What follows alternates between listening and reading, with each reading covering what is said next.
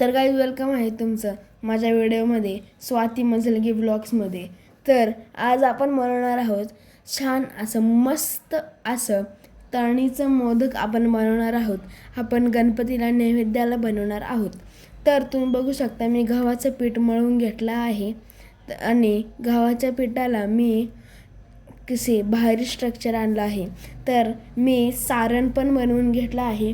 सारणाची recipe जर तुम्हाला पाहिजे असेल तर कमेंट टाका, मी तुम्हाला लगेच सारणाची रेसिपी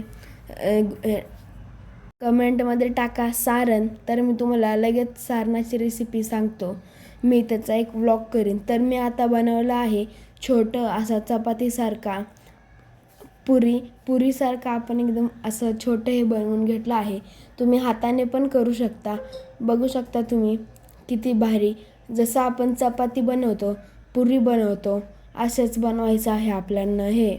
तर तुम्ही बघू शकता आता आपण किती चविष्ट असे हे बनवणार आहोत।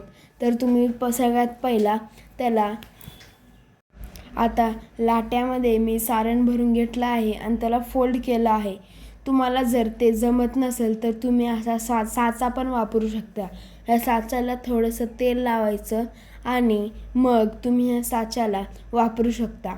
तर ह्या साच्यात मी आपलं मोदक सोडणार आहे। तर तुम्ही बघू शकता मोदकाला मी हळूहळू साच्यात बंद करत आहे आणि मी आता खालून त्याला प्रेस करत आहे, कारण त्याला शेप खूप चांगला यायला पाहिजे म्हणून। मी मोदक थोडं छोटं बनवलं आहे म्हणून ते त्यात बसत नाही आहे। तुम्ही जर मोदक मोठं बनवलं तर ते तुम्हाला बिन प्रेस करता त्याला शेप खूप छान येईल।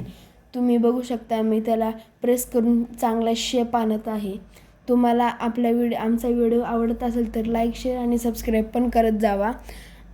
आणि आता बघू शकता आपण बनवतोय, आता मी त्याला प्रेस करून काढला आहे। तुम्ही बघू शकता मोदक तयार झाले। आता मी एकदम झटपट असे मोदक तयार करून घेणार आहे। 3, 2, 1 गो। तर तुम्ही बघू शकता की मोदक तयार केले आहेत मी 4। तर आपण ह्यांना तळणार आहोत। तळण्यासाठी मी माझ्या आईची मदत घेतली, तर मी तळायला सोडले आहे। तर माझी आई मला सांगते की कसं तळायचं।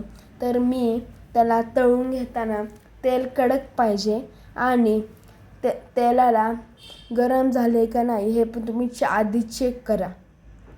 तर अशा प्रकारे आपले तळणीचे मोदक तयार झाले आहेत, खूप स्वादिष्ट झाले आहेत। Thanks for watching. व्हिडिओ आवडल्यास लाईक शेअर आणि सबस्क्राईब करायला विसरू नका बरं का। आणि असेच आमचे व्हिडिओ बघत राहा।